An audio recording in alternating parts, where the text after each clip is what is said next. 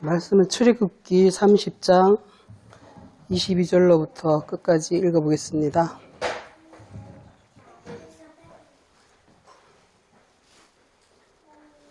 여호와께서 모세에게 또 말씀하여 이르시되 너는 상등 향품을 가지되 액체 모략 500세겔과 그 반수의 향기로운 육개 250세겔과 향기로운 창포 250세겔과 계피 500세겔을 성소의 세겔로 하고 감람기름 한 흰을 가지고 그것으로 거룩한 관유를 만들되 향을 제조하는 법대로 향기름을 만들지니 그것이 거룩한 관유가 될지라. 너는 그것을 회막과 증거궤에 바르고 상과 그 모든 기구며 등잔대와 그 기구며 분향단과 및 번제단과 그 모든 기구와 물두멍과 그 받침에 발라 그것들을 지극히 거룩한 것으로 구별하라. 이곳에 접촉하는 모두 거룩하리라. 너는 아론과 그의 아들들에게 기름을 발라 그들을 거룩하게 하고 그들이 내게 제사장 직분을 행하게 하고 이스라엘 자손에게 말하여 이르기를 이것은 너희 대대로 내게 거룩한 관유니 사람의 몸에 붓지 말며 이 방법대로 이와 같은 것을 만들지 말라. 이는 거룩하니 너희는 거룩히 여기라. 이와 같은 것을 만드는 모든 자와 이것을 타인에게 붓는 모든 자는 그 백성 중에서 끊어지리라 하라. 여호와께서 모세에게 이르시되 너는 소합향과 나감향과 풍자향의 향품을 가져다가 그 향품을 유향에 섞되 각기 같은 분량으로 하고 그것으로 향을 만들되 향 만드는 법대로 만들고 그것에 소금을 쳐서 성결하게 하고 그 향 얼마를 곱게 찌어 내가 너와 만날 회막한 증거궤 앞에 두라. 이 향은 너희에게 지극히 거룩하니라. 내가 여호와를 위하여 만들 향은 거룩한 것이니 너희를 위하여는 그 방법대로 만들지 말라. 냄새를 맡으려고 이 같은 것을 만드는 모든 자는 그 백성 중에서 끊어지리라. 아멘.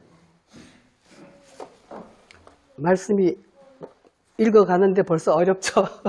말씀 자체가 상당히 어려운 말씀입니다. 그런데 우리 주보에 보면 주보 앞에 너희는 그리스도의 향기라 이 말씀이 있어가지고 제가 한번 향기가 도대체 뭘까 하고 한번 찾아봤습니다. 고린도 후서 2장을 한번 보시고 말씀을 시작하겠습니다. 고린도 후서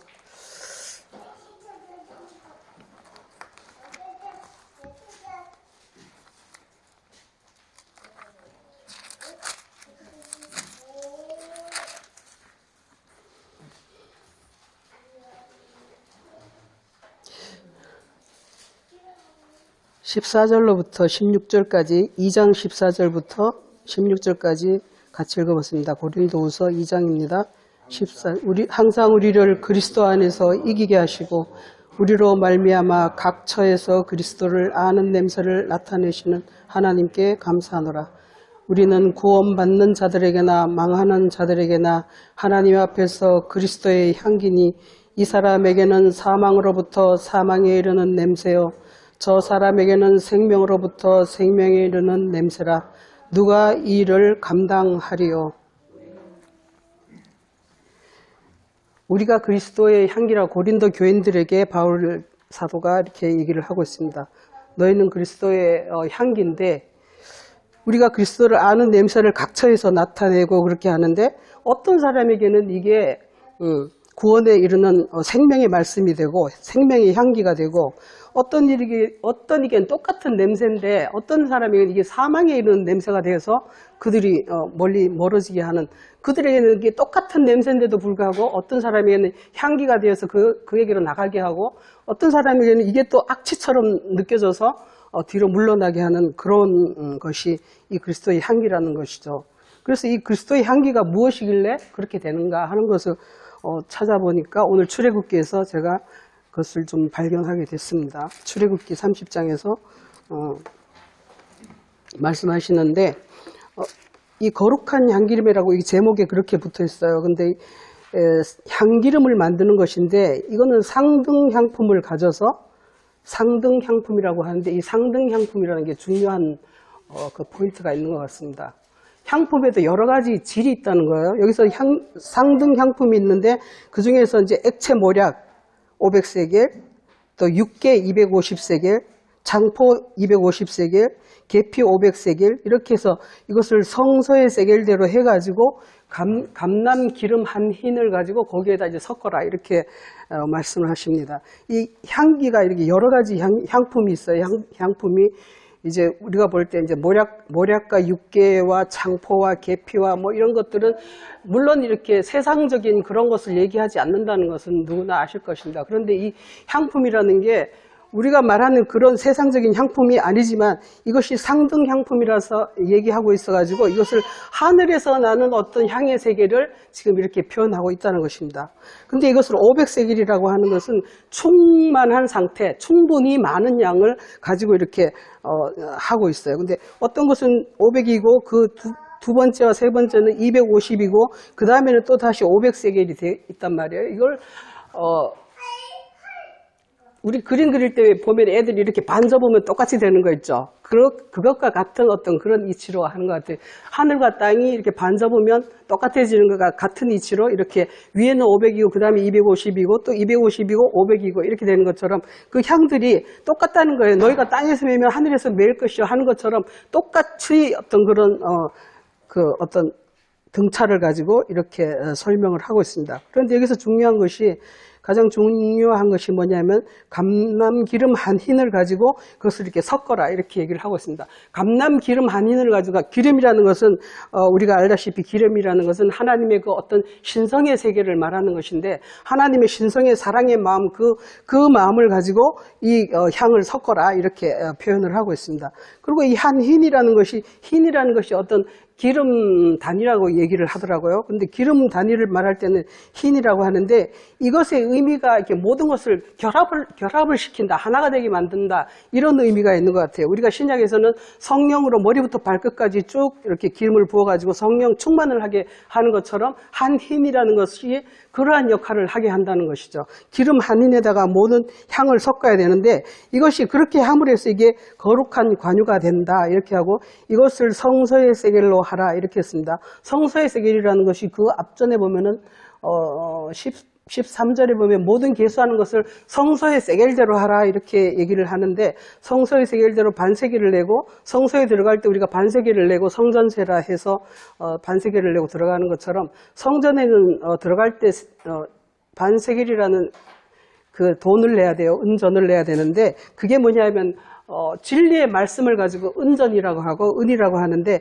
그 성전의 세겔대로인데 이 은이라는 것은 반드시 그 금을 통해서 내려오는 은이 아니면 은으로서의 가치가 없는 거예요. 그래서 금이라는 것을 통해서 나올 때 금과 은을 여기 합해서 말하는 것이 이제 성서의 세계라고 하는 건데 그게 금이라는 것이 바로 하나님의 사랑의 세계, 그 선의 세계를 금이라고 하는 것이고 그것을 하나님의 신성 자체가 금인데 그 금을 어떻게 표현할 수가 없잖아요. 하나님의 신성이라는 것은 사람은 알 수도 없고 볼 수도 없는 그 거룩한 우리의 이성의 그 너머의 세계이기 때문에 그 하나님의 사랑의 세계를 어떻게 표현하느냐 하는 것이 바로 감람 기름, 거룩한 기름 이것을 가지고 표현을 하는데 하나님의 신성 자체는 감람 기름이에요. 그리고 이 향품들을 가지고 그것을 표현한단 말이에요. 향품을 이렇게 하면 우리가 냄새를 맡을 수 있잖아요. 냄새를 맡을 수 있는 것처럼 우리가 감지를 할 수 있다는 거예요. 향품이라는 것은 감지를 할 수가 있어요. 그 세계가 어떠하다는 것을 감지할 수 있는데 이 향품이 바로 이렇게 그 하나님의 선의 세계를 설명하는 것을 가지고 향품이라고 말을 하는 것이죠. 그래서 향품이라는 것이 바로 예수 그리스도의 진리의 말씀을 표현하고 있습니다. 그래서 진리의 말씀이 뭐냐 하면은 하나님의 그 신성의 세계, 하늘의 세계를 말로 표현하는 것이 바로 향품이라는 거예요. 그래서 그 향품이 이 세상 세계, 이 세상의 향품이 아니라 하늘의 세계의 그 향품을 말하는데 이렇게 여러 가지로 차원으로 되어 있지 않습니까? 점점 갈수록 그 세계가 깊어지고 높아지고 오묘하고 심오해지는 그런 단계를 가지고 이렇게 여러 가지로 향품으로 표현하고 있습니다. 실제로 뭐 계피 이런 게 계피 창포 이런 게 우리에게 뭐 그렇게 향이 되겠습니까? 그렇지만 이 성경이라는 것이 모든 것이 그 하나님의 하늘의 그 세계를 표현하고 있는 것이기 때문에 말로 표현을 해야 되고 이 세상의 것을 가지고 표현하다 보니까 이렇게 설명을 하고 있습니다. 그리고 이 관유라는 것이 향기름이라고 해가지고 관유라는 것은 성경에는 등유와 관유가 등장하는데 등유라는 것은 이래 불을 밝히는 촛대에 쓰는 등유라는 것이 있고 관유라는 것은 위임식 할 때 뭐 이렇게 바르는 거예요. 사람에게 바르는 거. 그런데 여기에서 보면은 26절부터 쭉 해가지고 회막과 증거교와 상과 그 안에 그 회막 안에 있는 모든 것들에다 이 기름을 발라주고 있어요. 그 기름을 쭉 바르고 그러고 나서 이제 쭉 이제 발라가지고 끝에 가서는 아론과 그 아들들에게 기름을 바릅니다. 그 회막이라는 것 자체가 예수 그리스도께서 자기 자신이 나는 성전이라고 하셨던 것처럼 회막이라는 것은 그 성전의 어떤 그 상징과 같은 것이죠. 예수 그리스도께서 오시기 전에 그 회막이라는 것으로 해가지고 예수 그리스도의 오심의 어떤 예수 그리스도의 성품에 관한 설명들을 쭉 하고 있는 것입니다. 그 회막과 증거궤와 상과 이 상이라는 것은 상 위에다 이렇게 떡을 이렇게 올려놓고 놓는 것이고 등잔대가 있고 그 성막에 보면 그 안에 그렇게 돼 있죠. 그렇게 해가지고 등잔대가 있고 그 안에 분향대가 있습니다. 그 떡이라는 것은 예수께서 이렇게 내 살과 내 피를 먹으라 했던 것처럼 떡이라는 것은 살에 대한 이야기인데 하나님의 사랑의 세계를 설명하는 것이고 등잔이라는 것은 빛의 세계, 진리의 세계를 표현하는 것이며 또 분향단이라는 것은 또 이제 그에 대한 예배를 설명하고 있는 것입니다. 그리고 바깥에 가면은 이제 번제단과 뭐 물두멍과 받침과 뭐 이런 것들이 있는데 그것은 이제 우리가 말씀 속으로 들어갈 때 먼저 세례를 받는 것처럼 물두멍 이런 것들로 쭉 씻어내고 우리의 죄악을 씻어내고 그리고 이제 그 안에 들어가면 하나님의 그 예수 그리스도의 그 세계를 받아들일 수 있는 상과 등잔대와 분향단이 준비되어 있고 더 깊이 지성소에 들어가면 증거궤가 그 안에 자리하고 있습니다. 그렇게 하는데 이 모든 것들을 이 향기름으로 바르라 이렇게 설명을 해서 그렇게 발라지고 있습니다. 바른다는 것은 이렇게 쭉 해서 이제 발라야 되는데, 그리고 32절에 보면 바르는데 이것을 이 방법대로 이와 같은 것을 만들지 마라 해서 25절에서도 제조하는 법대로 해라 이렇게 향기름을 만드는 방법을 말하고 있습니다. 근데 방법은 써있지가 않아요. 사실은 써있지가 않는데 그 법이 도대체 어떤 것인가 하는 걸 보면 주님 자신이 우리 알파와 오메가에 나는 알파와 오메가에 이걸 말씀을 서몽생께서 많이 설명해 주셨는데 하나님 자신이 어떤 작용을 하는 것, 하나님 스스로의 작용을 설명을 하고 있어요. 하나님께서 하시는 것이지 우리가 어떻게 하는 게 아니라 하나님께서 하나님의 신성이 예수 그리스도께 어떻게 내려오며 또 그것이 어떻게 또 사람들에게 전해지는가를 그 주님 자신이 하시는 모든 일이기 때문에 그 방법대로 그냥 해야 된다. 너희는 너희 방법대로 하지 마라 하는 것을 얘기를 하고 있어요.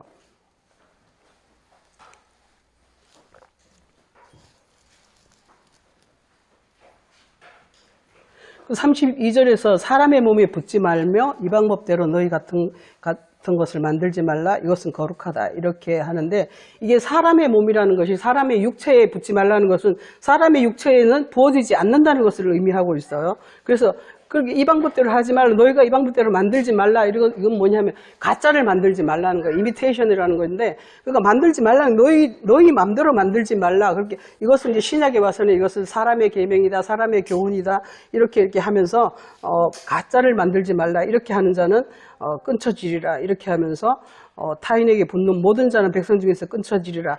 타인이라는 것이 33절에 타인이라는 것이 나오는데 신약에서 보면 예수님께서 그 염소들에게 하시는 말씀이 나는 너희를 모른다 이렇게 얘기하신단 말이에요. 모른다는 게 모르는 사이가 타인이라는 거예요. 나는 너를 모른다 이렇게 얘기하시는데 예수 그리스도 아는 사람들은 정말 친구요 내 양이고 나의 백성이요 이렇게 하는데 예수 그리스도의 그 진리의 향의 세계를 모르는 사람은 타인이 되기 때문에 그들은 그냥 붙지 말라 이게 아니라 부어질 수도 없거니와 그들은 하나님께로부터 이제 그 백성으로부터 끊어질 것이다 이렇게 얘기를 하고 있죠. 그리고 29절에서 보면은 이곳에 접촉하는 모든 것은 거룩하리라 이렇게 하고 있습니다. 접촉한다는 것은 이걸 만진다 이런 의미가 있는데요. 창세기 3장에서 이것을 만지지도 말고 보지도 말고 만지지도 말라 이렇게 하면서 창세기 3장에서 선악과를 가지고 주님께서 엄명하시는데 이 만진다는 것 자체가 어떤 커뮤니케이션이 일어난다는 것을 의미하고 있어요. 만진다는 것 자체가 접촉한다. 이게 뭐 내가 닿으면 뭐 어떻게 된다. 이게 아니라 커뮤니케이션이 일어나기 때문에 접촉한다는 것 자체가 예수 그리스도의 그 몸에 육체로 오신 예수 그리스도의 그와 교류를 하면 우리도 또한 거룩해진다는 것을 이렇게 설명하고 있는 거예요. 접촉한다는 것이 굉장히 중요한데 레위기에 보면은 이런 말씀이 있어요. 죽음을 만지지 말라. 부정한 것을 만지지 말라. 문둥병자를 만지지 말라. 뭐 이런 것인데 그러면 너희가 부정해진다. 이렇게 표현을 하고 있습니다. 그래서 우리가 이게 접촉한다는 것이 굉장히 중요한데 우리가 예수 그리스도와 접촉하느냐 안 하느냐에 따라서 우리가 거룩해지느냐 안 해지느냐 하는 것을 이렇게 표현을 하고 있어요. 근데 우리가 아까도 얘기했지만 이 냄새라는 것이 예수 그리스도의 그 향품, 상등 향품으로 기름으로 이렇게 발라진 그 예수 그리스도의 세계에 우리가 접촉할 때 우리가 정말 그 향품이 향기로 느껴지느냐, 이 향이라는 것 자체가 어떤 그 감지하는 거예요. 그 세계를 감지하는 거예요. 하늘의 세계를 내가 감지를 하는가? 누가 이 말을 할 때 하늘의 세계를 내가 감지를 하고 있는가? 아니면은 정말 그게 뭐 미친 소리야 하고 뒤로 물러나느냐 하는 것이 바로 우리에게 달려있는 그런 세계를 말하고 있죠. 이게 애가를 한번 보시겠습니다. 애가라고 있는데 네, 예레미야 애가가 있는데 4장 한번 보시겠습니다.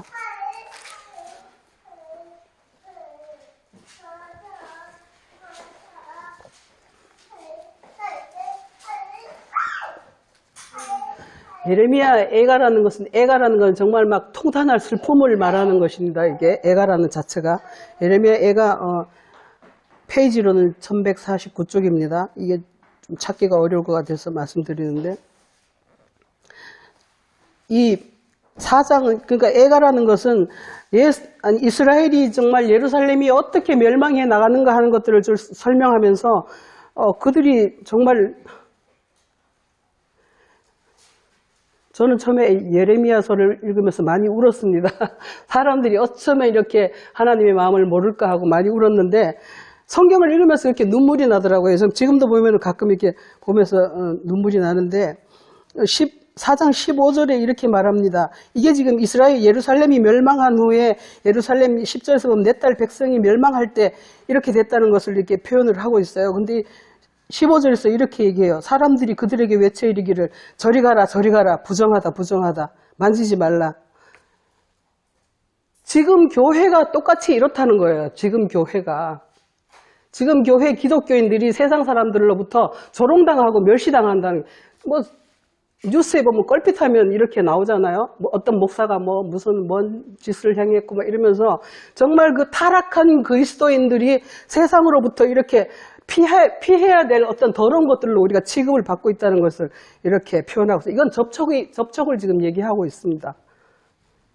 정말 우리가 정말 거룩하여져서 세상 사람들이 우리랑 접촉하고 싶어하고 우리랑 교류하고 싶어지고 우리를 어떻게 만나버려서 저들이 어떤 정말 그 선의 세계를 알게 되고 이렇게 돼야 되는데 그 반대가 돼버린 지금 상황을 이렇게 설명을 하고 있죠. 그러니까 접촉이라는 것이 얼마나 중요한가 하는 것을 이렇게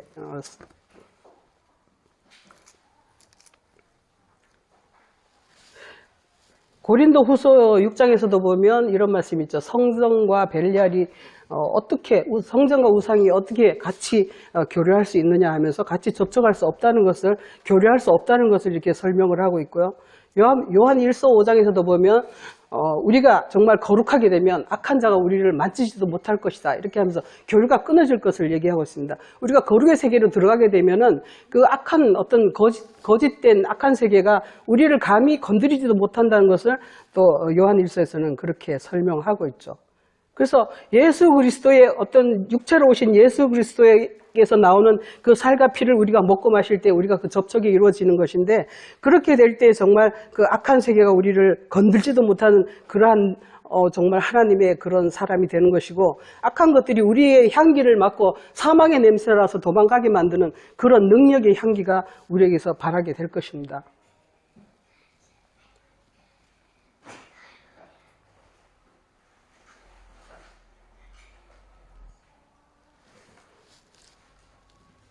34절에 보면 거룩한 향에 대해서 얘기를 하고 있습니다. 그 이후로는 먼저는 향기름을 얘기하고 있고 34절 이후로는 거룩한 향을 만드는 방법을 조제하는 방법을 지금 이렇게 얘기를 하고 있습니다. 소합향과 나감향과 풍자향 뭐 이런 것을 얘기하시는데 이런 향이 실제로 있는지 모르겠어요. 여러분 이런 향을 아십니까? 저도 잘 몰라서 이렇게 원어도 찾아보고 이렇게 했는데 뭐 조개에서 나오는 향, 뭐 나무에서 나오는 어떤 고무진 거기서 나오는 향, 뭐 이런 식으로 설명이 돼 있더라고요. 물론 그런 게 아니라는 것은 이제 우리가 알고 있습니다. 그러면 이 향이 도대체 뭘 의미하는가 하는 것은 바로 이제 먼저 이렇게 우리가 앞에서 말했던 거룩한 향기름이 발라진 그들, 그러니까 육체로 오신 예수 그리스도와 또 그의 자손 아론과 그의 아들들에게 기름을 발랐잖아요. 그 아론이라는 게 이제 예수님을 상징하지만 그 회막과 성막 이런 것은 이제 쭉 하나님의 예수 그리스도 아론의 그 성품을 얘기하는 거예요. 그 속에 있는 어떤 영의 세계, 진리의 세계, 사랑의 세계 이런 것들을 쭉 이렇게 성막, 회막 안에서 쭉 설명을 하고 그것이 이제 존재로 나타난 것이 이제 아론과 그의 아들들인데 그 아론은 예수 그리스도를 상징하는 사람이잖아요. 근데 이제 그 아들들이라는 것은 바로 이제 그의 제자들, 그의 교회들을 이렇게 의미하는 것입니다. 그렇게 얘기를 하는 것인데 그와 접촉하는 자들은 다 거룩해질 것이다. 이렇게 해서 이렇게 설명을 하고 있습니다. 근데 34절에서부터는 이제 거기에서 이제 소합향과 나감향과 풍자향, 이 향품이 이제 드러나게 되는데 이게 뭐냐 하면 우리에게서 나오는 향이라는 거예요. 예수 그리스도의 거룩한 기름으로부터 우리가 발라진 그와 접촉함으로 해서 우리에게서 이제 나타나는 향이 이제 그렇게 나타나는데 소합향, 나감향, 이 발음도 참 어렵습니다. 소합향. 그런 향품을 가지고 이제 유향에다 섞어라 이렇게 얘기를 합니다. 유향이라는 것이 앞에도 나옵니까? 앞에는 모략인데 이제 유향이라고 합니다.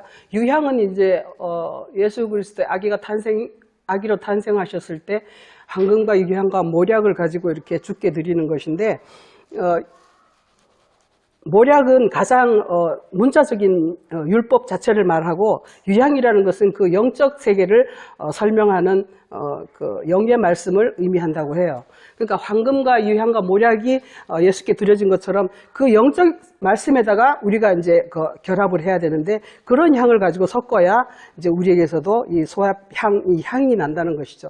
그래서 이 향을 만들 때 이 향도 또한 만드는 법대로 하고 우리가 어떻게 해서는 안 된다는 거예요. 그러니까 우리가 하는 게 아니라 우리가 하나님의 말씀을 깨닫고 이해할 때 하나님의 그 말씀의 그 진리의 세계를 우리가 감지하고 이게 정말 진리의 세계구나, 하늘의 세계구나, 선의 세계구나, 생명의 세계구나 하는 것을 감지할 때 우리에게도 또한 이런 향이 발하게 된다는 것을 이렇게 설명을 하고 있습니다.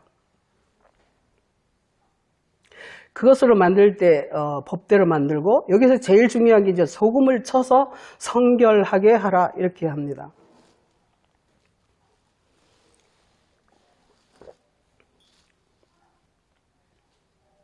중요한 것은 이 소금이라는 것인데요.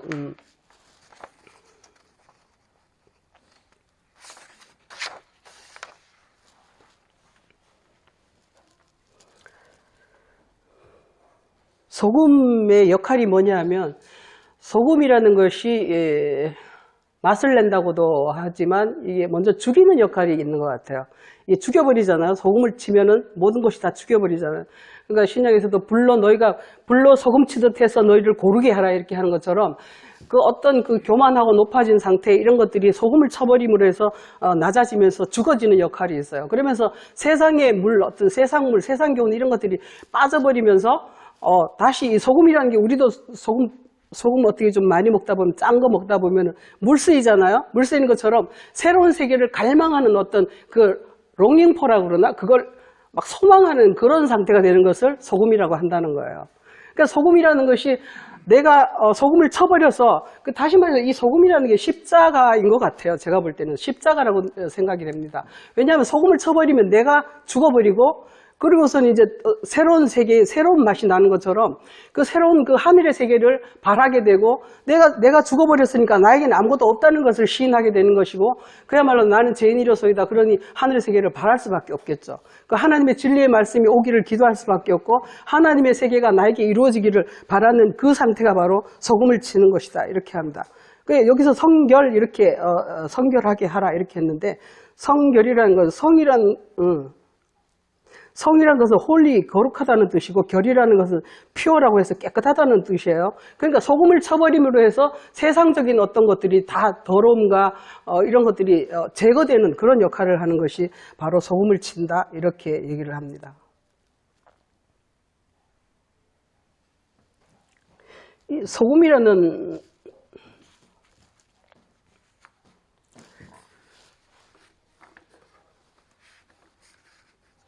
소금이라는 것에 우리가 제일 재밌는 말씀이 욥기 6장에서 보면은 달게 흰자위가 소금 없이 먹히겠느냐? 뭐 이런 말씀이 있습니다. 소금 없이 달게 흰자위가 먹히겠느냐? 맛이 있겠느냐? 이런 것을 만지기도 내 마음이 싫어한다. 이렇게 하는데 이 싱거운 것이라는 단어를 보니까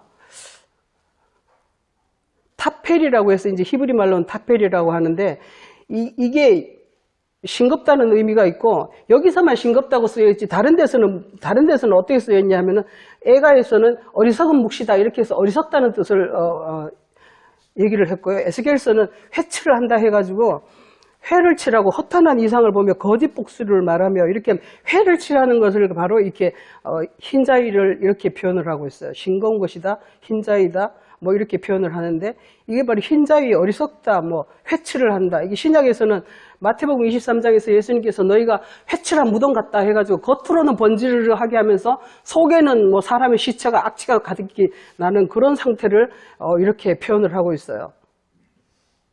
근데 그 회칠한 이 싱거운 것이 소금 없이 먹히겠느냐? 소금이 있어야 이것이 된다는 것이죠. 회치를 했는데 이 회치를 겉에만 이렇게 들어가고 속으로는 들어가지 않는 상태를 얘기하는 거잖아요. 속까지 깨끗해져야 되는데 겉에만 이렇게 발라지고 속에 들어가지 않는다는 말이에요. 회치를 한다는 것이. 그래서 예수께서도 너희는 안을 깨끗이 하라. 겉을 깨끗이 하는 게 중요한 것이 아니고 먼저 안을 깨끗이 해라. 이렇게 얘기를 하시는데 이것이 바로 소금이 있어야 이게 안이 깨끗해진다는 것이죠. 소금이 있어야 안이 깨끗해지는데 이것이 뭐냐면 바로 자신을 죽이는 어떤 소금의 역할, 십자가의 역할을 이렇게 설명을 하고 있습니다. 그리고 이 소금을 먹게 되면 이게 물이 씌어서 가라앉아가 목마르게 되잖아요. 목마르게 되니까 이사야서는 이것은 그렇게 말을 합니다. 가라앉은 자에게 물을 줘라. 목마른 자는 내게 나오라. 그리고 원하는 자에게 값없이 생명수를 주겠다. 계시록에서도 이렇게 계시록 22장에서 그렇게 말씀을 합니다. 마태복음 5장에서도 예수님께서도 산상수훈에서도 의에 줄이고 목마른 자는 복이 있다. 이렇게 해서 소금을 치게 되면 의에 줄이게 되고 목마르게 된다는 것이에요. 그 소금이 뭐냐? 그냥 우리 소금 먹으면 되나? 예수 그리스도의 말씀 자체가 소금인 것 같아요. 예수 그리스도의 말씀 자체가 우리를 죽이는 소금이 되고 예수 그리스도의 말씀 자체가 진리의 세계 자체가 우리를 죽여버리게 되잖아요. 그 말씀을 들으면 우리가 지금까지 알아왔던 그 세상적인 교훈들이 이게 아닌데 하면서 우리는 자기를 내려놓게 되고 그러므로 해서 하늘의 세계를 추구하게 되기 때문에 그래서 우리 영혼이 가라앉은 자가 되고 목마른 자가 되고 그 세계를 원하는 자가 되고 이렇게 되기 때문에 이 소금이 꼭 필수 요건인 것 같습니다.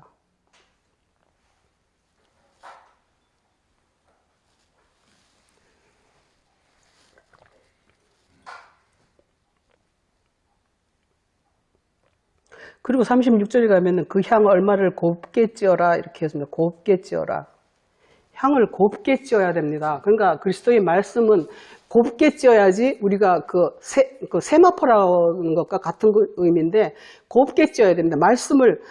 말씀이 정말 저도 이제 성경 본 지가 벌써 한 30년 가까이 됐는데 볼수록 어려워지는 거예요. 볼수록 모르겠고 볼수록 어려워지고 정말 그 세계가 심오하고 정말 그러기 때문에 곱게 찌어 그냥 러프하게 하면은 뭐라고 그러죠? 배옷이라고 그러죠. 그렇게가 아니라 정말 세미한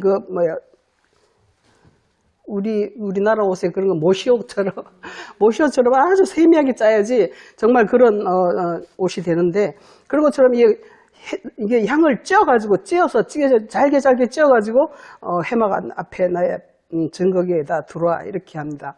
근데 이 향이라는 것이 뭐 하는 것이냐 하면은 이게 연기를 피우는 거예요. 이게 거기 분향단에서 이것을 그 앞절에 보면은 30장 앞에서 보면은 분향단을 만드는데 그 제단을 거기다 올려서 이제 연기를 피우는 역할을 하는 거예요. 이 향기가. 그래서 이거를 흉내내서 저기 불교에 이런 데서 뭐 이렇게 장례식 가면 이렇게 향을 피우는지 그건 모르겠습니다. 근데 하여간 그 향을 피우기 위해서 하는 건데요. 이 향이라는 게 뭐냐 하면 계시록에서도 보면 계시록의 8장에 한번 보시겠습니다.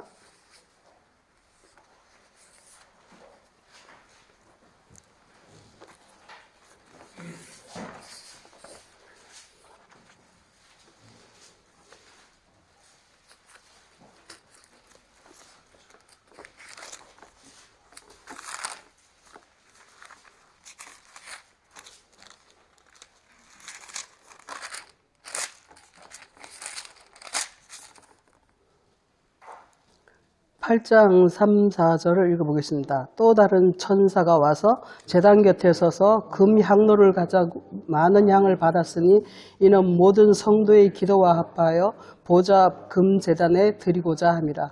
향연이 성도의 기도와 함께 천사의 손으로부터 하나님 앞으로 올라가는지라. 우리가 연기를 피우면 하나님 앞에 올라간다는 거예요. 좀 재미있는 이야기인데, 그리고 하나님께서 이 향을 지금 본문 말씀에 보면 모든 것이 여호와를 위하여 향을 만들고 여호와를 위하여 향기름을 만드는데, 이게 뭐냐 하면은 하나님께서 우리를 흠향하신다는 거예요. 향기를 하나님께서 맡으신다는 거예요. 사람이 맡는 게 아니라 하나님께서 맡으신다는 거예요. 그래서 기준이 어떻게 해야 되면 향기름이나 향이나 모든 것이 기준이 하나님이 흠향할 만한 그런 것으로 만들어야 되는데, 내가 생각해서 이 정도면 괜찮겠지 하는 게 아니라 하나님의 기준에 맞아야지 된다는 것을 이렇게 설명을 하고 있습니다. 15장 8절 한번 보시겠습니다. 15장 계시록 15장.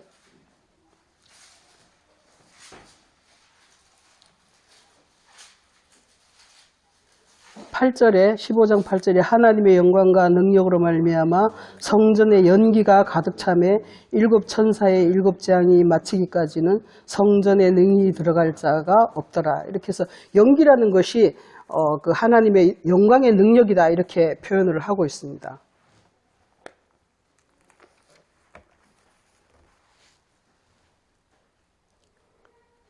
그래서 37절에서 보면은 네가 여호와를 위하여 만들 향이니 거룩하니 너희는 그 방법을 위해서 만들지 마라. 냄새를 너희가 맡으려고 하지 말라. 이렇게 하는데, 이것이 바로 인간적인 어떤 세상의 신약에서는 이거를 유교병이라고 해서 세상 교훈을 의미하는 것입니다.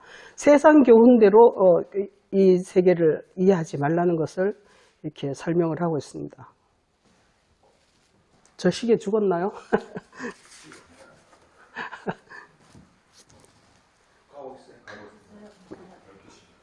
가고 있어요? 그리고 중요한 것 중에 하나가 제가 오늘 말씀드리고 싶은 게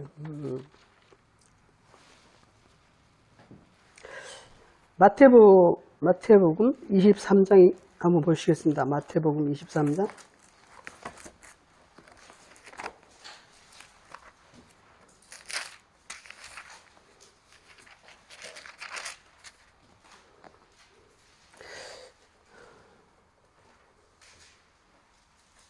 (23장) 23절 같이 한번 읽어보시겠습니다. 화 있을진저 외식하는 서기관과 바리새인들이여, 너희가 박하와 해향과 근처의 11조는 들이되 율법에 더 중한 바 의와 믿음은 버렸도다. 이것도 행하고 저것도 버리지 말아야 할지니라. 이것과 같은 말씀 중에서 누가복음 11장 한번 보실게요. 누가복음 11장.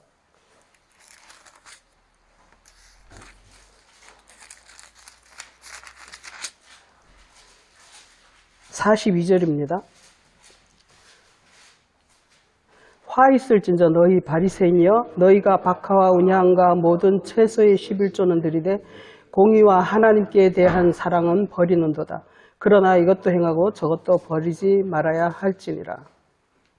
여기서도 이 바리새인들이 이 향품을 드린다는 거예요. 향품. 지금 오늘 출애굽께서 말한 것처럼 향품을 드리는 건데 이게 11조에 대한 얘기를 이렇게 하고 있습니다. 11조라는 것이 뭐냐면 하나님의 것이라고 해서 하나님이 받으심직한 것을 가지고 이제 11조라고 하는데 여기서도 이 바리새인들이 박하와 해안가 근처에 11조를 드리는데 여기서는 이거를 채소의 11조라 이렇게 얘기를 했습니다. 채소라는 것이 가장 연약한 로마서 14장에서는 이것을 연약한 자는 채소를 먹느니라 이렇게 해서 연약한 자는 병든 자라 이렇게 해서 율법 상태에 있는 자들을 이렇게 표현을 하고 있어요. 그러니까 연약한 상태라는 것은 그 영의 세계를 모르는 상태를 연약한 상태라고 하고 그러니까 이 성경 자체를 율법적으로 문자적으로 이해하는 사람들을 연약한 자다, 채소를 먹는 자다 이렇게 표현을 한다는 것이죠. 그래서 채소의 11조는 드리는데 그 더 중한 바 의와인과 신이 빠졌다는 거예요.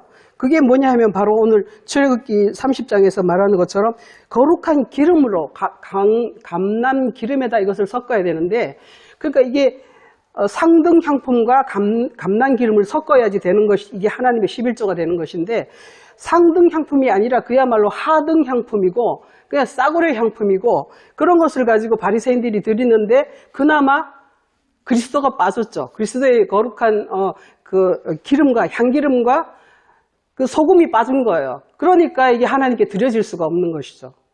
이게 말씀을 점점 그러니까 말씀의 도의 초보에서 벗어나라 이렇게 하는 것처럼 우리가 말씀을 이해를 할 때 처음에는 문자적으로 이해하다 그 다음에 영적으로 이해하다 그거는 이제 그 다음에는 성령께서 역사하시면서 우리의 온몸이 기름으로 발라진단 말이에요. 그렇게 해야지 이제 정말 향기름이 나고 하나님이 받으심직한 그런 것이 되죠.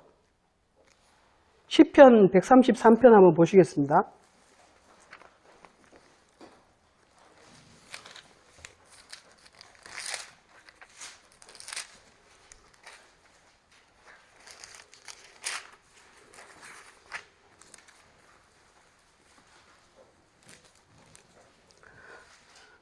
같이 한번 읽었습니다. 보라 형제가 연합하여 동거함이 어찌 그리 선하고 아름다운고 머리에 있는 보배로운 기름이 수염 곧 아론의 수염에 흘러서 그의 옷깃까지 내린 같고 헐몬에 있으리 시온의 산들에 내린 같도다.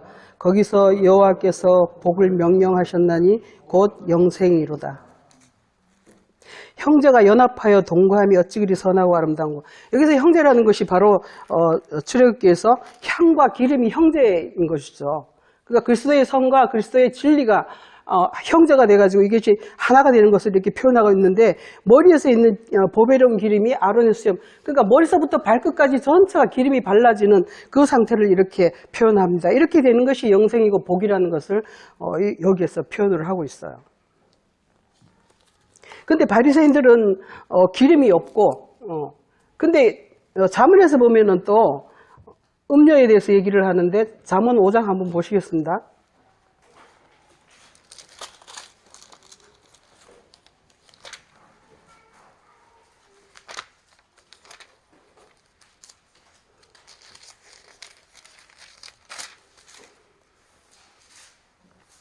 (5장 3절에) 대저 음녀의 입술은 꿀을 떨어뜨리며 그의 입은 기름보다 미끄러우나 나중은 쑥같이 쓰고 두 날 가진 칼같이 날카로우며. 이렇게 음녀의 입술에도 꿀처럼 그렇게 달콤한 말이 있고 또한 기름보다 미끄럽다고 해가지고 굉장히 그 현란한 말들을 하고 있다는 것을 이렇게 표현을 하고 있어요. 그리고 7장에도 한번 보시면 7장에서 17절에서 음녀가 이제 사람들을 이제 기생의 옷을 입고 이렇게 사람들을 미혹을 하는데 나는 17절에서 모략과 침향과 계피를 뿌렸다 하면서 향기가 있다는 것을 이렇게 얘기를 하고 있어요. 향기가 있다고 이게 사람들을 이렇게 미혹을 하고 있죠. 그런데 이 향이 뭐냐 하면 바로 가짜 향, 저급한 향 이런 것을 얘기하고 있습니다. 전도서 10장에 보면은 전도서 10장 한번 보실게요. 이런 말씀은 한 번씩 봐야 됩니다. 잠언 전도 10장입니다.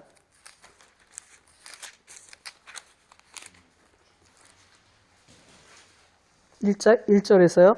죽은 파리들이 향기름을 악취가 나게 만드는 것 같이 적은 우매가 지혜와 종기를 난처하게 만드느니라. 지혜자의 마음은 오른쪽에 있고 우매자의 마음은 왼쪽에 있느니라.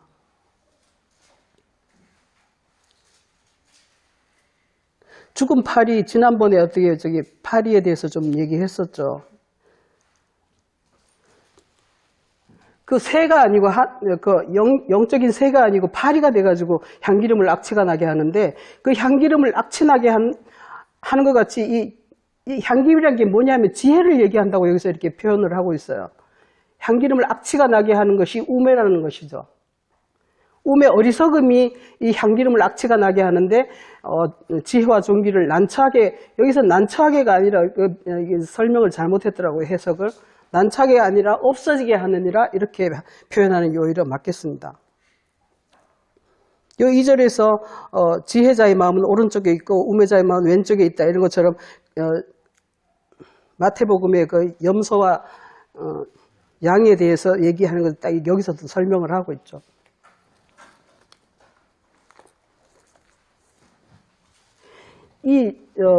바리새인들이 채소의 11조를 드리는데, 마태복음 13장에서 보면은 이 겨자씨에 대해서 얘기를 하면서 이것이 아주 작은 씨인데 나중에는 이 나물보다 커서 나무가 된다, 이렇게 표현합니다.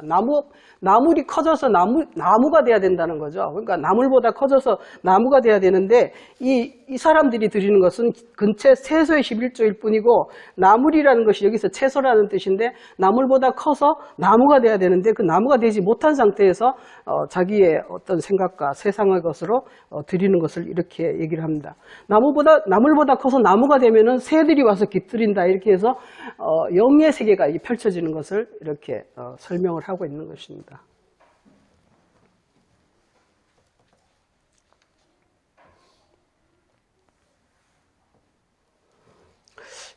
그래서 우리에게서 이렇게 향을 드러나게 해야 되는데, 누가복음 7장 한번 보시겠습니다. 누가복음 7장입니다.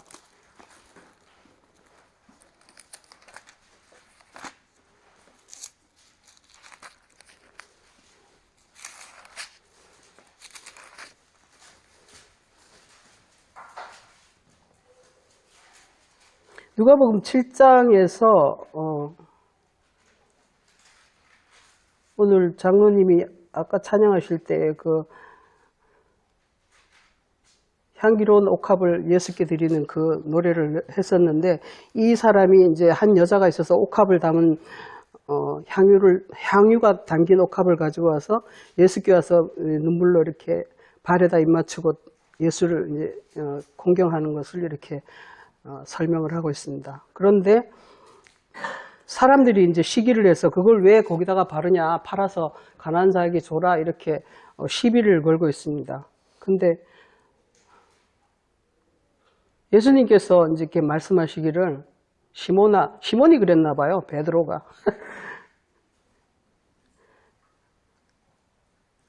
갚을 것이 42절, 갚을 것이 없으므로 둘 다 탕감하여 줬는데 하나는 50데나리온, 하나는 500데나리온을 탕감했다. 둘 중에 누가 더 그를 사랑하겠느냐, 이렇게 얘기를 하시고, 그러니까 너는 내가 들어올 때 발에 입도 안 맞추고, 향기름은커녕 발에 입도 안 맞추고 발 씻을 물도 안 줬다, 이렇게 말을 합니다. 오늘 출애굽기 본문에서 보면은 접촉을 했으면, 거기에 대해 향기름에 접촉을 했으면, 향기름을 가진 자에게 접촉을 했으면 우리에게서 향이 나와야 되는데, 향이란 게 뭐냐면 감사로 제사를 드린다 하는 시편에서 50장에서 말씀드리는 감사로 하나님께 제사를 드린다, 이게 바로 향의 옥합을 깨뜨린 자가 바로 감사로 하나님께 제사를 드리는 자예요. 그러니까 네가 많이 탕감을 받았으면, 죄를 많이 사함을 받았으면 정말 더 감사하지 않겠느냐 하는 것을 이렇게 표현하고 있습니다. 이 향이라는 것이 그 세계를 감지하고 느끼고, 그 세계를 정말 그렇구나 하고, 그럴 때 우리에게서 감사가 나와야 된다는 것이에요.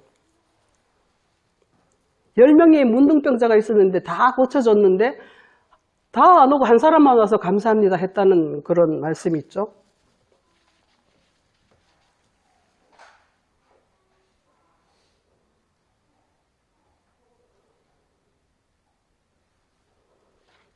그러니까 우리에게서 나는 그 향이라는 게 우리의 삶이고 우리 자체고 우리가 감사라는 것은 우리가 뭐 소금을 먹었을 때, 소금을 쳤을 때 우리가 그 말씀을 이해하지 못해서 궁금해하고 기도하고 괴로워할 때 주님께서 오셔서 그것을 딱 깨우쳐 주시면 그때 그 순간이 얼마나 기쁘고 감사하겠습니까? 모르는 것을 가르쳐 줄 때 정말 우리에게서 감사가 넘쳐 나와야 되지 않겠어요? 그럴 때 그게 이제 하나님께서 맡으실 만한 거룩한 그 연기가 되고 향이 된다는 것을 이렇게 표현을 하고 있습니다. 그래서 우리가 감사로 제사를 드리는 자가 복이 있다고 하고 감사로 그 행위를 옳게 하는 자에게 하나님의 구원을 보이리라 시편 50편에서 그렇게 말씀을 하시는데 이 감사라는 것이 하나님의 세계를 깨닫고 그 향품을 내가 감지하고 그 깨닫고 그와 접촉하고 그럼을 해서 그 하나님의 향기가 나에게 하나님의 기름이 나에게 들어오고 그러니까 트랜스퍼가 된다는 것은 하나님의 것이 내 것이 되고 또 내가 또 그 생각과 마음과 모든 것에 하나님의 그 거룩한 기름과 거룩한 향품들이 내 안에 발라지고 만져짐으로 해가지고 또한 내가 그렇게 삶을 살고 생각하고 말을 하고 그렇게 하는 것이 바로 우리의 그 산재물이 되는 그러한 삶이고 우리의 예배가 되겠습니다. 그렇게 하는 것이 바로 거룩한 향기고 그리스도의 냄새가 그리스도를 아는 냄새다 이렇게 합니다. 그리스도를 아는 냄새라고 했는데 그래서 우리가 성경을 많이 알아야 됩니다. 알아야 돼요. 그래서 호세아서에서도 내 백성이 지식이 없어서 망한다. 그리스도를 아는 지식이 없어서 망한다고 이렇게 돼 있고 여호와를 알자. 힘써 여호와를 알자. 우리가 정말 힘써서 여호와를 알기를 원합니다. 그렇게 할 때 그리스도와 접촉되고 그리스도와 교류가 있어지고 우리가 하나님께서 그리스도께 나는 그 향기와 사랑과 진리의 향기가 우리에게서도 넘쳐나게 될 것입니다. 기도하겠습니다.